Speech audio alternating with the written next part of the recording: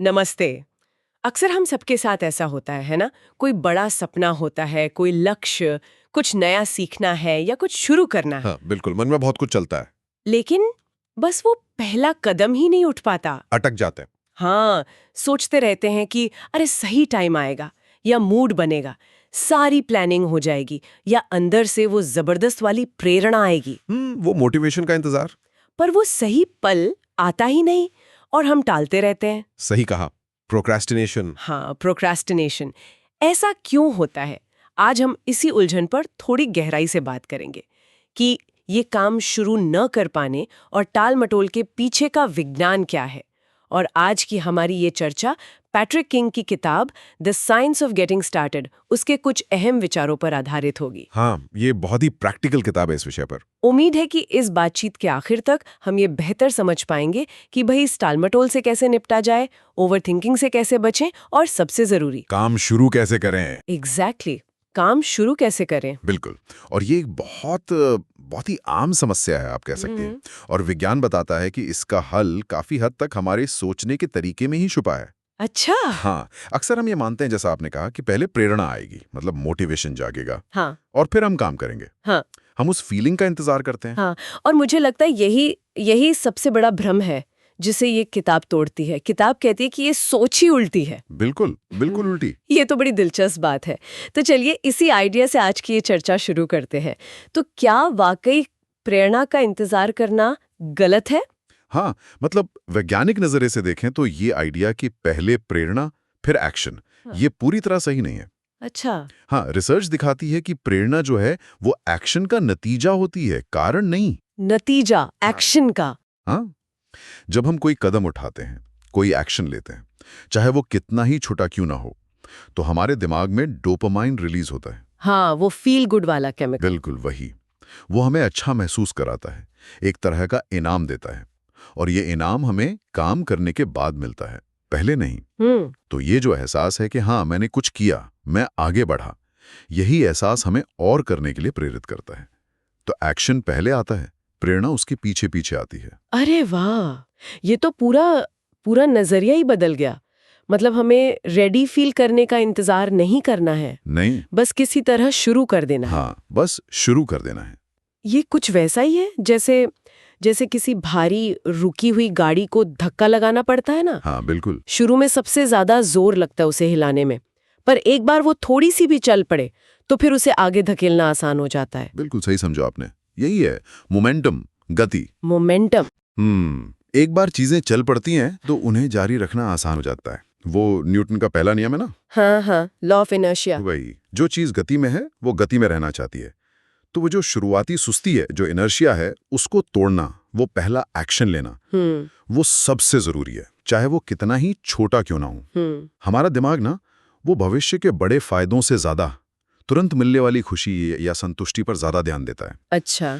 तो काम शुरू करते ही जो छोटा सा डोपामाइन हिट मिलता है, वो भविष्य के किसी बड़े लक्ष्य के धुंधले आइडिया से कहीं ज्यादा पावरफुल होता है। ये बात तो समझ में आती है, लेकिन अक्सर वो पहली सुस्ती तोड़ना ही तो सबसे मुश्किल काम होता है। हाँ बिल्कुल। हम शुरू इसलिए नहीं कर पाते क्योंकि वो लक्ष्य इतना बड़ा, इतना डरावना सा लगता है, जैसे कोई पहाड़ चढ़ना हो। उसे देखकर ही हिम्मत पस्त हो जाती है। लगता है ये मुझसे नहीं होगा या इसमें तो बहुत ज्यादा मेहनत लगेगी। इसी मानसिक रुकावट को पैट्रिक किंग एक्शन थ्रेशोल्ड कहते हैं। Action threshold. हाँ, मतलब वो लेवल, वो सीमा जिसे पार करने के बाद ही हम कोई काम शुरू कर पाते हैं। जब लक्ष्य बहुत बड़ा या मुश्किल लगता है तो उसे शुरू करने के लिए जो जरूरी दिमागी ताकत चाहिए, वो थ्रेशोल्ड, वो बहुत ऊंचा लगता है और हम हार मान लेते हैं, टाल देते हैं। हाँ, तो किताब इसका एक बहुत ही कारगर तरीका बताती है। अपने काम को हास्यास्पद रूप से छोटे टुकड़ों में बांट दो। हास्यास्पद रूप से छोटा मतलब इतना छोटा कि वो बिल्कुल बेकार सा लगे, नगण्य लगे। जैसे अगर किताब लिखनी है तो ये नहीं सोचना कि चैप्टर लिखना है, बल्कि ये सोचना कि मैं आज बस एक पैरा लिखूंगा। हाँ, या शायद उससे भी छोटा। कैसे? जैसे मैं आज बस कंप्यूटर खोलकर उस डॉक्यूमेंट फाइल को खोलूंगा, या मैं आज सिर्फ 5 मिनट के लिए लिखूंगा। सिर्फ 5 मिनट। हाँ, या मान लीजिए व्यायाम करना है तो ये नहीं कि 1 घंटा जिम करूंगा, बल्कि मैं बस अपने स्पोर्ट्स शूज पहन लूंगा, बस जूते पहन लूंगा। हाँ, आइडिया ये है कि शुरुआत को इतना आसान बना दो कि उसे ना करने का कोई बहाना ही ना रहे। अच्छा। और जैसे ही आप वो छोटा सा लगभग बिना मेहनत वाला कदम उठाते हैं तो दो चीजें होती हैं। एक, आपने वो सुस्ती, वो इनर्शिया तोड़ दिया, और दूसरा, आपके दिमाग का प्रोग्रेस प्रिंसिपल चालू हो जाता है। Progress principle? राइट। ये क्या है? ये सिद्धांत कहता है कि प्रगति का एहसास, चाहे वो कितना भी मामूली क्यों ना हो, वो सबसे शक्तिशाली मोटिवेटर्स में से एक है। अच्छा। जब हमें लगता है कि हम आगे बढ़ रहे हैं, कुछ कर रहे हैं, तो हमारा कॉन्फिडेंस बढ़ता है, एनर्जी मिलती है और फिर अगला कदम उठाना आसान हो जाता है। छोटी जीतें बड़ी जीतों का रास्ता बनाती हैं। वाह। इसलिए याद रखें, एक छोटा सा एक्शन लेना परफेक्ट एक्शन का इंतजार करते रहने या कुछ भी ना करने से हमेशा बेहतर है। ये सुनने में तो बहुत अच्छा लग रहा है, छोटे कदम, प्रोग्रेस प्रिंसिपल।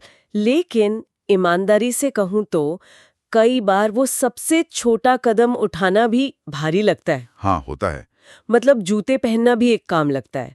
ऐसी सिचुएशन में क्या करें अगर शुरुआत करना फिर भी मुश्किल लगे? किताब में शायद 10 मिनट रूल का जिक्र था। हाँ, बिल्कुल, 10 मिनट रूल। ये कैसे मदद करता है? ये एक बहुत आप कह सकते हैं चालाक मनोवैज्ञानिक ट्रिक है। अच्छा। खासकर उन कामों के लिए जिनसे हम बचना चाहते हैं या जिन्हें करने का बिल्कुल मन नहीं होता। आप खुद से एक सौदा करते हैं। सौदा? कैसा सौदा? आप खुद से कहते हैं, ठीक है, मैं ये काम सिर्फ 10 मिनट के लिए करूंगा, बस 10 मिनट। अगर 10 मिनट बाद भी मुझे ये बहुत बुरा लग रहा है तो मैं छोड़ दूंगा। सिर्फ 10 मिनट? हाँ। अब होता क्या है, ज्यादातर मामलों में, कि एक बार जब हम शुरू कर देते हैं, वो शुरुआती रुकावट पार कर लेते हैं, तो काम उतना बुरा नहीं लगता जितना हम सोच रहे थे। हाँ, अक्सर ऐसा होता है। हम उसमें थोड़ा थोड़ा रम जाते हैं, गति पकड़ लेते हैं और फिर खुद ब खुद 10 मिनट से ज्यादा काम कर लेते हैं। अच्छा। ये ट्रिक हमारे दिमाग को वो जो डर होता है ना, अरे ये काम तो बहुत बड़ा और मुश्किल है, उस डर से हटाकर बस शुरू करने पर फोकस कराती है। वो एक्शन थ्रेशोल्ड नीचे ले आती है। वाह, मतलब ये अपने ही दिमाग को चकमा देने जैसा है। हाँ, एक तरह से। बस 10 मिनट कहना, मुझे ये पूरा प्रोजेक्ट खत्म करना है, सोचने से तो कई कम डरावना लगता है। बिल्कुल। तो इसका मतलब ये हुआ कि छोटी शुरुआत करना या ऐसी ट्रिक्स अपनाना ये आलस नहीं है, बल्कि स्मार्ट तरीका है काम करवाने का। बिल्कुल, ये समझदारी है। पर क्या ये हमेशा काम करता है? क्या कभी ऐसा नहीं होता कि हम 10 मिनट बाद सच में रुक जाते हैं? मतलब हमारा दिमाग इस चाल को पकड़ लेता है? ये अच्छा सवाल है। हाँ, हो सकता है, बिल्कुल हो सकता है कि कभी-कभी आप 10 मिनट बाद रुक जाएं। तो फिर इसमें कुछ गलत नहीं है। अगर आपने 10 मिनट भी उस काम पर लगाए जिसे आप पूरी तरह टाल रहे थे, तो ये शून्य से तो बेहतर है ना। हाँ, ये बात भी सही है। आपने फिर भी थोड़ी प्रगति की, थोड़ी गति बनाई। हो सकता है अगली बार आप 12 मिनट करें या शायद आधे घंटे कर लें। पॉइंट ये है कि आपने एक्शन लिया। ये नियम कोई 100% गारंटी नहीं है, पर यह शुरुआत करने की बाधा को कम करने का एक टूल है। ये इस बात पर काम करता है कि अक्सर किसी काम को शुरू करने का प्रतिरोध उस काम को करते रहने के प्रतिरोध से कहीं ज्यादा होता है। ठीक है, ये समझ आया। तो हमने प्रेरणा के मिथक की बात की, छोटे कदमों की ताकत और 10 मिनट रूल। यहाँ एक और बहुत अहम बात सामने आती है किताब में। कौन सी? कि टालामटोल अक्सर आलस की वजह से नहीं होती, बल्कि इमोशनल अवॉइडेंस, मतलब भावनात्मक बचाव की वजह से होती है। हाँ, ये बहुत गहरा पॉइंट है। ये थोड़ा साइकोलॉजिकल लगता है। इसका क्या मतलब है? इसका मतलब ये है कि हम कई बार किसी काम को इसलिए नहीं टालते कि हम आलसी हैं या मेहनत नहीं करना चाहते, बल्कि इसलिए टालते हैं क्योंकि वो काम हमारे अंदर कुछ नेगेटिव भावनाएं जगाता है। नेगेटिव भावनाएं जैसे बोरियत हो सकती है, कोई रूटीन काम है, या निराशा, शायद पहले कभी फेल हुए हों उस काम में, या असफलता का डर। हाँ, कि क्या होगा अगर मैं अच्छा ना कर पाया। बिल्कुल। या परफेक्शनिज्म का दबाव कि जब तक सब कुछ परफेक्ट ना हो शुरू नहीं कर सकता, या सिर्फ अनिश्चितता कि पता नहीं कहाँ से शुरू करूं। हाँ, तो जब कोई काम हमें ऐसी किसी भी तरह की असुविधा, मतलब डिस्कम्फर्ट महसूस कराता है, तो हमारा दिमाग, जिसका एक मुख्य काम हमें दर्द और परेशानी से बचाना है, वो हमें उस असुविधाजनक काम से ध्यान हटाने के लिए प्रेरित करता है। इसलिए हम फौरन आसान, ज्यादा मजेदार चीजों की तरफ भागते हैं। जैसे फोन चेक करना। हाँ, या वीडियो देखना, या कुछ खा लेना, ताकि उस मुश्किल भावना से बच सकें। तो ये तो बड़ी दिलचस्प बात है।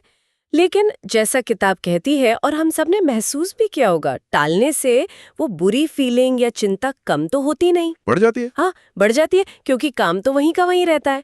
तो फिर इसका हल क्या है? इन भावनाओं से कैसे निपटे? हल है उन असुविधाजनक भावनाओं को स्वीकार करना। स्वीकार करना? हाँ, और उनके बावजूद एक्शन लेना।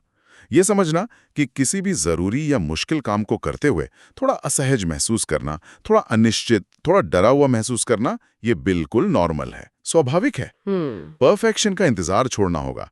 ये सोचना बंद करना होगा कि जब मेरा मूड ठीक होगा या जब मुझे सब कुछ पता चल जाएगा तब शुरू करूंगा। पैट्रिक किंग इस बात पर बहुत जोर देते हैं कि एक्शन लेना चिंता का सबसे अच्छा इलाज है। Action is the antidote. हाँ, जब हम उस काम पर जिससे हम बच रहे थे कोई छोटा सा कदम भी उठा लेते हैं तो हमें लगता है कि सिचुएशन हमारे कंट्रोल में है, अनिश्चितता थोड़ी कम लगती है और चिंता अक्सर अपने आप कम होने लगती है। अच्छा। जबकि सिर्फ सोचते रहना, चिंता करते रहना और टालते रहना, वो उस चिंता के दुष्चक्र को और मजबूत करता है। तो फीलिंग्स को महसूस करो, उन्हें एक्सेप्ट करो और फिर भी वो छोटा सा कदम उठाओ। ये वाकई ये सोचने पे मजबूर करता है, मतलब भावनाओं का सामना करना है, उनसे भागना नहीं। ठीक है। अच्छा, किताब में एक और बड़ा इंटरेस्टिंग कॉन्सेप्ट है, एक्टिवेशन एनर्जी। हाँ ये शब्द सुनते ही मुझे तो केमिस्ट्री क्लास याद आ गई। यहाँ इसका क्या मतलब है? हाँ, ये कॉन्सेप्ट केमिस्ट्री से ही लिया गया है। जैसे किसी केमिकल रिएक्शन को शुरू करने के लिए एक मिनिमम एनर्जी चाहिए होती है। हाँ, एक्टिवेशन एनर्जी। बिल्कुल। वैसे ही हमारे हर काम को शुरू करने के लिए भी एक शुरुआती दिमागी और शारीरिक मेहनत या ऊर्जा लगती है। अच्छा। इसी शुरुआती ऊर्जा या एफर्ट को एक्टिवेशन एनर्जी कहा गया है। ये वो पहला धक्का है जिसकी जरूरत होती है, जैसे सुबह बिस्तर से उठना या लिखने के लिए लैपटॉप खोलकर सही फाइल ढूंढना या वर्कआउट के लिए जिम के कपड़े पहनकर घर से बाहर निकलना। इन सब कामों की अपनी एक एक्टिवेशन एनर्जी है। और अंदाजा यह है कि अगर किसी काम की एक्टिवेशन एनर्जी बहुत ज्यादा हो, मतलब उसे शुरू करने में बहुत सारे छोटे छोटे स्टेप्स हों या रुकावटें हों, हाँ, तो हमारे उसे टालने की संभावना बढ़ जाती है। बिल्कुल सही। एक्टिवेशन एनर्जी जितनी ज्यादा, टालमटोल उतनी आसान। तो फिर सवाल यह है कि इसे कम कैसे किया जाए? हाँ, यही असली सवाल है। इसे कम करने के कई तरीके हैं और ये मूल रूप से अपने माहौल को, अपने एनवायरनमेंट को बदलने के बारे में है। ऐसा माहौल बनाना कि सही काम करना आसान हो जाए और गलत काम करना मुश्किल। अच्छा, कैसे? जैसे पहला तरीका, तैयारी। तैयारी। हाँ, अपने जरूरी सामान या टूल्स पहले से तैयार रखो। अगर सुबह लिखना है तो रात को ही लैपटॉप चार्ज करके नोटबुक पेन अपनी डेस्क पर रख दो। ताकि सुबह उठते ही सब सामने हो। बिल्कुल। दूसरा, रुकावटें हटाना। इसे कहते हैं रिड्यूसिंग फ्रिक्शन। फ्रिक्शन कम करना। हाँ, वो चीजें जो आपको रोकती हैं या ध्यान भटकाती हैं, उन्हें रास्ते से हटा दो। अगर जिम जाना है तो अपना जिम बैग रात को ही पैक करके दरवाजे के पास रख दो। हाँ। अगर काम करते वक्त फोन बार बार ध्यान खींचता है तो उसे दूसरे कमरे में रख दो या नोटिफिकेशंस बंद कर दो। सही है। और तीसरा, आसान बनाना। शुरुआत करने को इतना आसान बना दो कि ना करने का मन ही ना करे। अच्छा। जैसे किताब में वो मजाकिया लेकिन बड़ा कारगर उदाहरण है, अगर सुबह उठकर वर्कआउट करने में बहुत आलस आता है, हाँ, तो रात को अपने जिम के कपड़ों में ही सो जाओ। क्या जिम के कपड़ों में सोना? हाँ, सुनने में अजीब है, पर सोचिए, सुबह उठते ही आप लगभग तैयार हैं, बस जूते पहनने की एक्टिवेशन एनर्जी बचेगी। हाँ, ये शायद थोड़ा ज्यादा हो गया, लेकिन इसके पीछे का सिद्धांत समझ में आ गया। हाँ, सिद्धांत जरूरी है। माहौल ऐसा बनाओ कि सही एक्शन लेने के लिए कम से कम एफर्ट लगे, उस पहले कदम को लगभग ऑटोमेटिक बना दो। बिल्कुल। ये बहुत बहुत प्रैक्टिकल सलाह है। अच्छा, किताब में एक और बहुत ही पावरफुल आइडिया है जिस पर बात होनी चाहिए, कि हम वैसा ही व्यवहार करते हैं जैसा हम खुद को मानते हैं। हमारी पहचान, हमारी आइडेंटिटी का हमारे एक्शन पर बहुत गहरा असर होता है। हाँ, ये शायद किताब के सबसे अहम विचारों में से एक है, जो लंबे समय तक चलने वाला बदलाव ला सकता है। अच्छा। पैट्रिक किंग याद दिलाते हैं कि आदतें और मोटिवेशन का सबसे टिकाऊ रूप तब आता है जब बदलाव सिर्फ व्यवहार के लेवल पर नहीं होता, बल्कि पहचान के लेवल पर होता है, आइडेंटिटी के लेवल पर। पहचान के लेवल पर मतलब सिर्फ ये कहना या सोचना काफी नहीं है कि मैं रोज सुबह जल्दी उठने की कोशिश कर रहा हूँ या मैं ज्यादा प्रोडक्टिव बनने की कोशिश कर रहा हूँ। हाँ। इससे कहीं ज्यादा शक्तिशाली है अपनी पहचान को ही बदल देना, खुद को उस इंसान के रूप में देखना जो आप बनना चाहते हैं। वाह, ये तो सोचने का बिल्कुल अलग तरीका है। मतलब ये कहने के बजाय कि मैं लिखने की कोशिश कर रहा हूँ, ये सोचना और मानना कि मैं एक लेखक हूँ। हाँ। या मैं ज्यादा एक्सरसाइज करने की कोशिश कर रहा हूँ के बजाय मैं एक फिट और एक्टिव इंसान हूँ, बिल्कुल। या मैं ऐसा इंसान हूँ जो अपने गोल्स पर एक्शन लेता है। हाँ आप ये कह रहे हैं कि जब हम अपनी पहचान को इस तरह डिफाइन करते हैं हाँ तो उसके हिसाब से एक्शन लेना ज्यादा नेचुरल और आसान हो जाता है। बिल्कुल। इसे आइडेंटिटी बेस्ड हैबिट्स कहते हैं। जब आपका बर्ताव आपकी पहचान का सबूत बन जाता है तो उसे बदलना बहुत मुश्किल होता है। अच्छा। अगर आप खुद को एक लेखक मानते हैं तो हर बार जब आप लिखते हैं, चाहे सिर्फ एक वाक्य ही क्यों ना लिखें, आप अपनी उस पहचान को मजबूत करते हैं। अगर आप खुद को एक सेहतमंद इंसान मानते हैं तो सलाद चुनना या सीढ़ियां चढ़ना सिर्फ एक काम नहीं रहता, वो इस बात का सबूत बन जाता है कि आप कौन हैं। ये बदलाव अंदर से आता है। हाँ, लक्ष्य ये नहीं रह जाता कि मुझे ये काम करना है, बल्कि ये बन जाता है कि मैं इस तरह का इंसान हूं, इसलिए मैं ये काम करता हूं। धीरे धीरे आपकी आदतें आपकी पहचान को साबित करती हैं और आपकी पहचान आपकी आदतों को मोटिवेट करती है। ये एक बहुत पावरफुल पॉजिटिव साइकिल बन जाता है। ये सच में बहुत पावरफुल आइडिया है। तो हमने देखा कि शुरुआत करना जरूरी है। छोटी शुरुआत करें, भावनाओं को समझें, एक्टिवेशन एनर्जी कम करें और अपनी पहचान बदलें। ये सब मिलकर हमें शुरू करने में मदद करते हैं। हाँ। लेकिन एक बार शुरू करने के बाद उसे जारी रखना, वो कंसिस्टेंसी बनाए रखना, ये भी तो अपने आप में एक चुनौती है। बिल्कुल है। कई बार हम बड़े जोश में शुरू करते हैं, कुछ दिन करते भी हैं, पर फिर गाड़ी पटरी से उतर जाती है, मोमेंटम खो जाता है। हाँ, ये आम बात है। इसे कैसे बनाए रखें? यहाँ पर फिर से वो परफेक्शन वाली सोच को छोड़ना होगा। परफेक्शन को? हाँ, और निरंतरता मतलब कंसिस्टेंसी पर फोकस करना होगा। किताब इस बात पर बहुत जोर देती है कि हर दिन थोड़ा थोड़ा करना कभी कभी बहुत ज्यादा करने से कहीं बेहतर है। हर दिन थोड़ा थोड़ा क्यों? क्योंकि हर बार जब आप अपने लक्ष्य की तरफ कोई छोटा सा कदम उठाते हैं, भले ही वो सिर्फ 5 मिनट का ही क्यों ना हो, आप कई चीजें कर रहे होते हैं। जैसे? एक, आप वो गति, वो मोमेंटम बनाए रखते हैं। रुकी हुई गाड़ी को फिर से चलाना मुश्किल होता है ना? हाँ। दूसरा, आप अपनी करने वाली मतलब डूअर वाली पहचान को मजबूत करते हैं। तीसरा, आप उस काम को अपनी रूटीन का हिस्सा बना रहे होते हैं। ठीक है। और चौथा, आप वो प्रोग्रेस प्रिंसिपल को लगातार एक्टिव रखते हैं। आपको लगता रहता है कि आप आगे बढ़ रहे हैं। लक्ष्य ये नहीं होना चाहिए कि हर दिन घंटों मेहनत करें, बल्कि ये कि हर दिन कुछ ना कुछ जरूर करें, शो अप करें। शो अप करें। हाँ, और अगर किसी दिन चूक भी जाते हैं, जो कि होगा ही, हम इंसान हैं, तो निराश होकर सब छोड़ ना दें। हाँ, वो ऑल और नथिंग वाली सोच। बिल्कुल, उसे छोड़ दें। अगले दिन बस फिर से शुरू कर दें। एक दिन छूकना एक गलती है, ठीक है, पर लगातार 2 दिन छूकना वो एक नई बुरी आदत की शुरुआत हो सकती है। इसलिए कंसिस्टेंसी बनाए रखना परफेक्शन से कहीं ज्यादा जरूरी है। बिल्कुल सही कहा। प्रगति का मतलब शायद हर दिन बड़ी छलांग लगाना नहीं है, बल्कि हर दिन सही दिशा में एक छोटा कदम लेना है। एग्जैक्टली। कंसिस्टेंसी इज की। वो छोटी छोटी लगातार कोशिशें ही मिलकर समय के साथ बड़ा नतीजा देती हैं।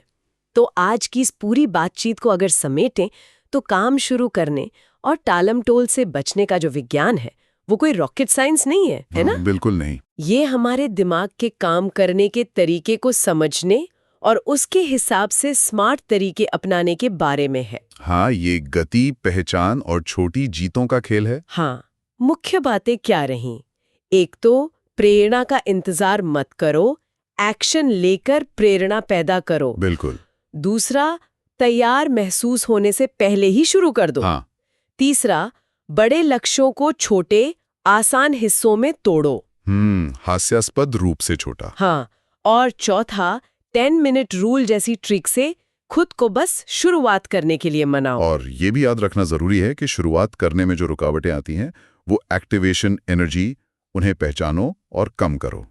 माहौल बदलो। हाँ, अपने माहौल को ऐसा बनाओ जो आपके लक्ष्यों को सपोर्ट करे। समझो कि टालमटोल अक्सर आलस नहीं, बल्कि मुश्किल भावनाओं से बचने का तरीका है। हाँ। उन भावनाओं को स्वीकार करो और फिर भी एक्शन लो। और सबसे बढ़कर धीरे धीरे अपनी पहचान को उस इंसान के रूप में ढालो जो आप बनना चाहते हो। हर छोटा एक्शन उस पहचान को मजबूत करता है। और एक्शन से ही स्पष्टता, क्लैरिटी आती है, सिर्फ सोचते रहने से नहीं। बिल्कुल। जब हम कुछ करते हैं तभी हमें पता चलता है कि अगला कदम क्या होना चाहिए या इसे और बेहतर कैसे करें। हाँ, ये छोटे छोटे कदम और ये तरीके, ये सिर्फ ट्रिक्स नहीं है, बल्कि ये धीरे धीरे हमारे दिमाग को रीट्रेन करते हैं। सही कहा। ये हमारे अंदर असुविधा को सहने की क्षमता बढ़ाते हैं और समय के साथ एक नई, ज्यादा मजबूत सेल्फ इमेज बनाते हैं, एक ऐसे इंसान की इमेज जो चीजों को शुरू करता है और उन्हें करता है। तो संदेश बहुत साफ है, प्रेरणा का इंतजार करना बंद करें और उसे बनाना शुरू करें, क्योंकि वो पहला कदम सचमुच सब कुछ बदल सकता है। बिल्कुल। अब बस सोचने वाली बात ये रह जाती है कि वो कौन सा एक शायद हास्यास्पद रूप से छोटा पहला कदम हो सकता है जो किसी लंबे समय से अटके हुए लक्ष्य या काम को आज ही इसी पल थोड़ी सी गति दे सके।